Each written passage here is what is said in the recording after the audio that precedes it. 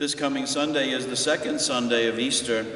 We are now in the Easter season, and we, in a way, stretch out the celebration of this most special day.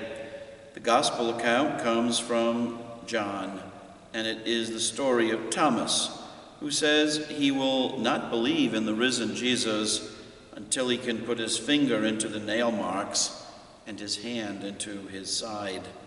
The passage is from John chapter 20, verses 19 through 31. Let's take a listen. On the evening of that first day of the week, when the doors were locked where the disciples were for fear of the Jews, Jesus came and stood in their midst and said to them, "Peace be with you." When he had said this, he showed them his hands and his side. The disciples rejoiced when they saw the Lord. Jesus said to them again, "Peace be with you. As the Father has sent me, so I send you." And when he had said this, he breathed on them and said to them, "Receive the Holy Spirit. Whose sins you forgive are forgiven them, and whose sins you retain are retained." Thomas, called Didymus, one of the 12, was not with them when Jesus came. So the other disciples said to him, "We have seen the Lord."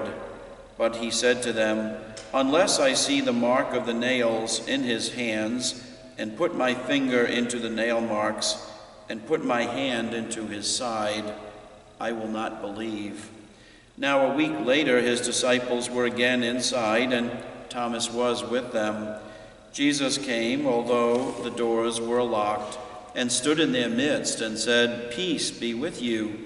Then he said to Thomas, "Put your finger here and see my hands, and bring your hand and put it into my side, and do not be unbelieving, but believe."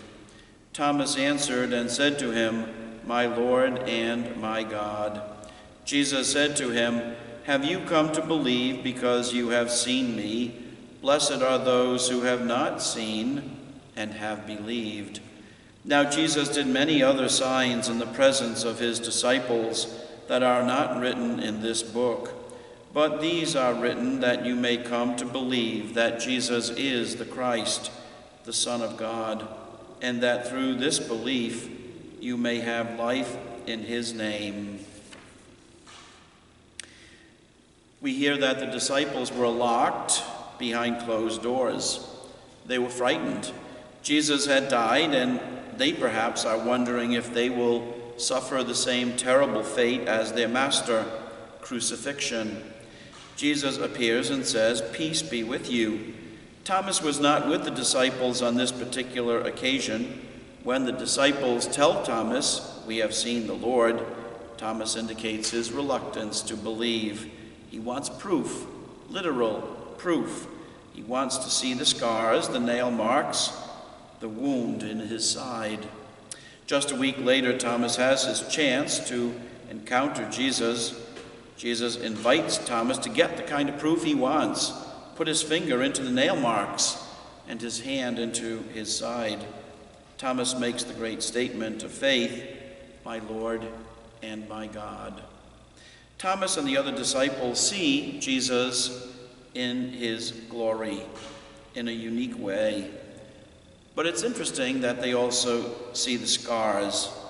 It was an opportunity for Thomas and for the disciples, and really for all of us, to understand that his death was not easy.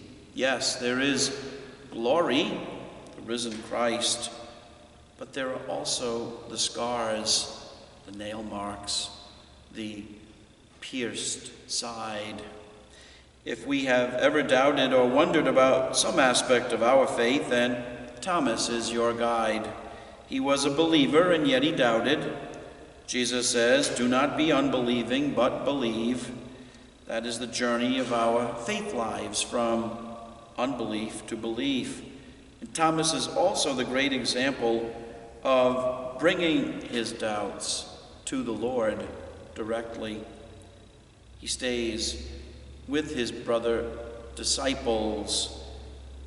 It's a place he knew he could bring his doubts. He didn't leave that community of faith, rather he remained with them. Yes, we have doubts. Jesus will shed light onto all of our doubts. He is the way, the truth, and the life.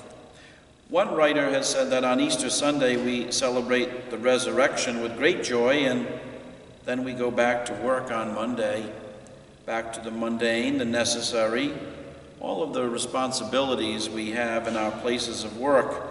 And it can be easy to let the problems, the cynicism, the dysfunction enter into our lives.